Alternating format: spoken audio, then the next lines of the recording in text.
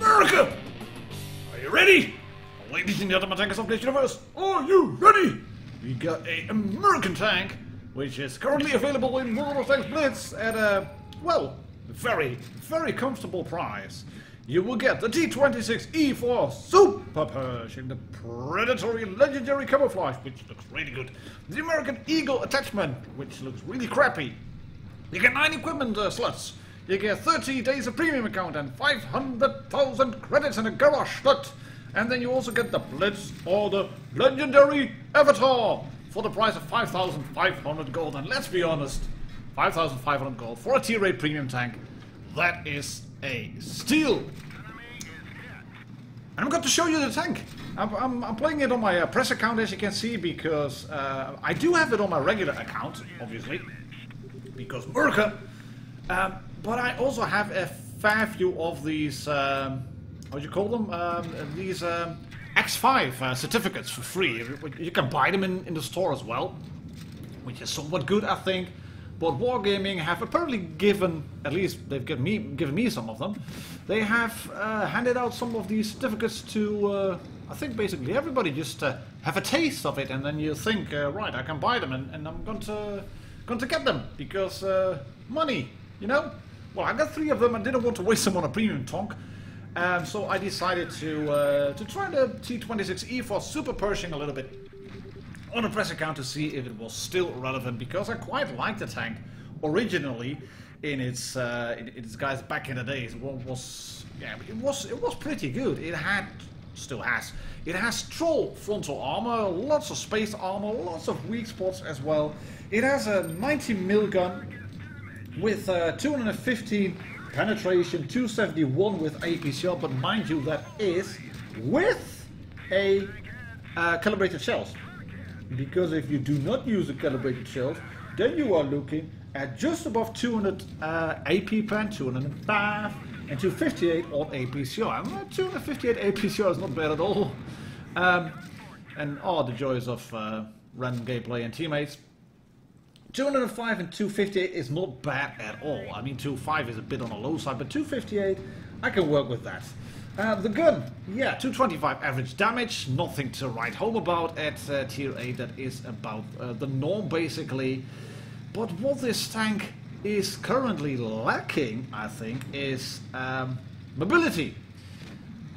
Marty, why are you saying that? This is American tank. Usually these American tanks have good mobility. Yeah, these are...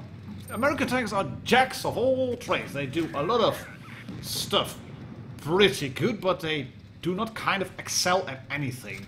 Except for gun operation and turret armor, obviously. And yeah, the E4, the T26E4 Super Pershing is no exception in that regard. It is a tank with great gun operation. It is a tank with good frontal turret armor. Speaking of which, you've got 10 degrees of gun oppression, 20 gun elevation, and yeah, that frontal armor on the turret, that is indeed pretty good. But but you also have equilibrators on the turret, and these are those 2 large cylinders that you can see here on the right hand side of the turret. These were used on the real T26E4 Super Pershing to counter that longer barrel. It was basically a Pershing. I think it was actually the E1, which was a testbed for auto tank later on in the war, and they decided to bring a long barrel 90mm towards the European theater of operation, just to be able to test it in the combat zone of World War II.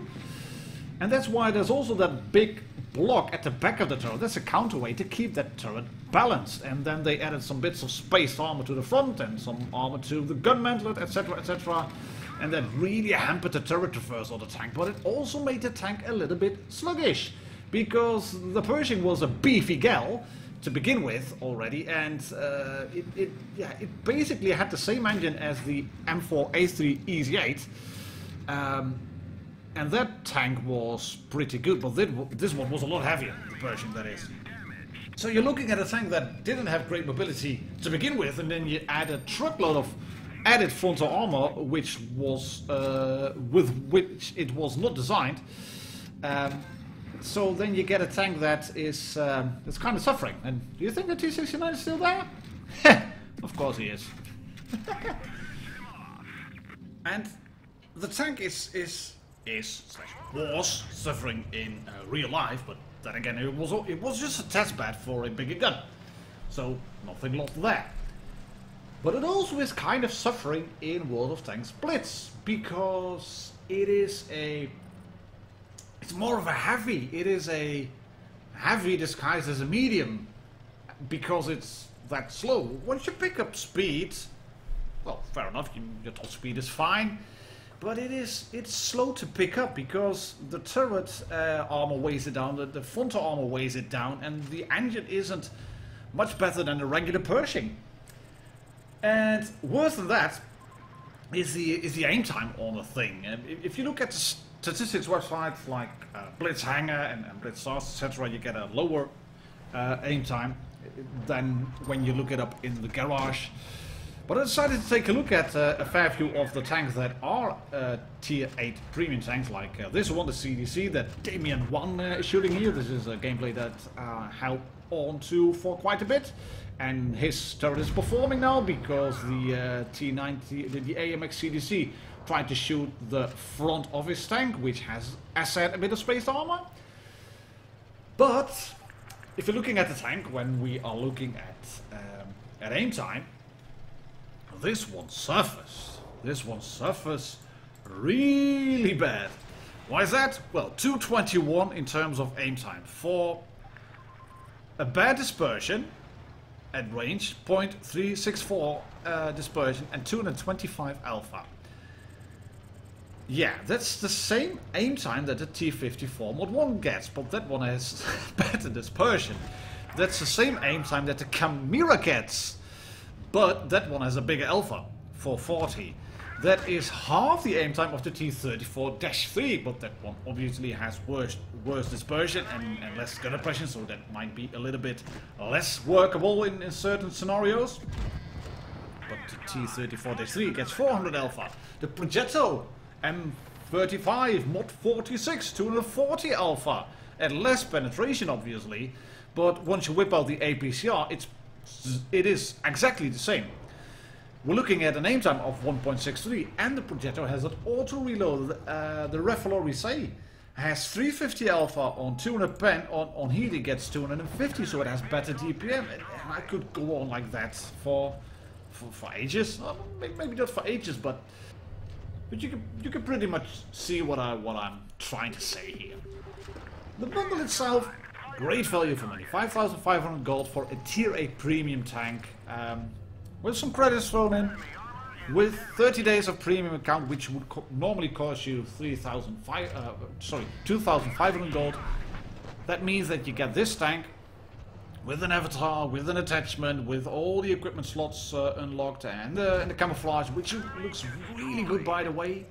Pretty much, it's not this one, but the one I was showing in my games. It looks really good. It's very much based on the real tank. So all in all, you get that for 3,000 gold, and it doesn't get any cheaper than that. They should get more expensive than that. We're looking at the Defender Mark 1, and in that regard, the bundle is really recommended. But the tank, I think it has been power creep. So yeah, it is pretty much for the collectors currently, and for those of you who would like to have American tanks with gun depression and trollish frontal armor. That you can drive around and shoot a bit and try to get 7 kills, which Damien 1-2 is wanting to get here. He's going to shoot this guy up the ass at T30. I think he actually tries a little bit of HE as well. Not going to do HE, just AP, straight through the back. He's got to type in chat, can I have 7 kills please?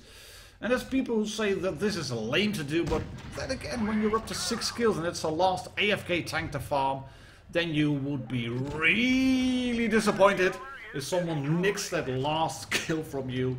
So yes, he says thank you in chat. 7 kills for Damien 1-2, Mastery Top Gun, Resenia obviously, and a Oskins medal as well. Thank you very much for watching, ladies and gentlemen. Thanks up, Blitz Universe. I'll catch you all on the next video. Please subscribe to my channel if you haven't already. Cheers, happy tanking, bye bye.